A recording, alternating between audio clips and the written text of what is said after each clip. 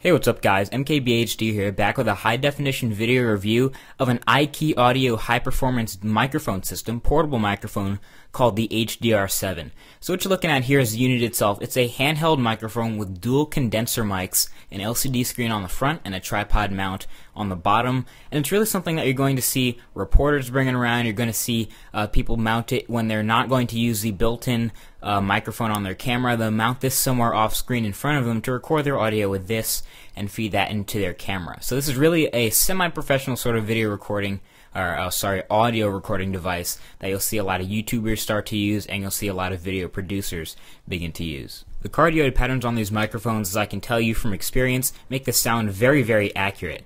On the left-hand side, you have an input gain control, and you also have some other switches for turning it on and giving it AC power when you're running out of battery. At the bottom, you have that tripod mount and your SD card slot, and it does come with a 1 gig card. On the other side, you can see your USB input, your USB to PC connection, and it comes with the cable, input high and low gain, and your output level control. And that brings us to the front of the device, which has a really professional, clean layout with the LCD screen in the middle, and you have your menu button to the left of that. Underneath you have your stop, play, pause, and record buttons. Then you have your little click wheel here, which is actually doesn't click down. You have an OK button next to it, but that little jog wheel to turn left, to turn right, or to change your input to actually turn up and down volume of what you're recording is all done via that wheel. So that's a really nice, clean, professional interface. And speaking of interface, actually turning it on with the power button on the left-hand side will give you a good idea of the pretty fast startup time, and it'll get right into the ability to record. And basically once this loads up here, you'll be able to basically just hit record and go, and when you stop and you go ahead and bring it to your computer and listen to it, if it sounds a little bit quiet, you can turn up input gain. But I'll tell you right now, this thing is a beast. You can be standing 15 feet away from it, and if you turn input gain all the way up, it'll sound like I'm sitting right next to you talking into your ear.